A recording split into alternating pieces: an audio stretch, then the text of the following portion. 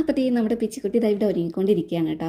അപ്പോൾ നമ്മുടെ പിച്ചിയുടെ അരങ്ങേറ്റമായി കേട്ടോ. അപ്പോൾ അതിൻ്റെ പ്രമോ ഷൂട്ടിന് വേണ്ടിയിട്ടുള്ള ഒരുക്കമാണ് കേട്ടോ.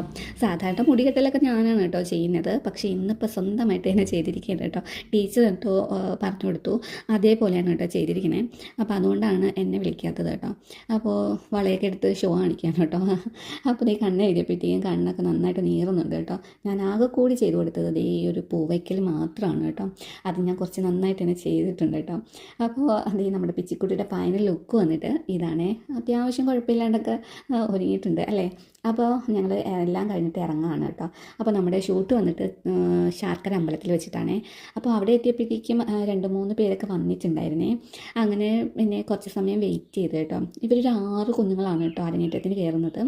അപ്പോൾ കുറച്ച് സമയം കഴിഞ്ഞപ്പോഴത്തേക്കും ടീച്ചറും ബാക്കിയുള്ള കുഞ്ഞുങ്ങളും ഒക്കെ വന്നിട്ടുണ്ടായിരുന്നേ.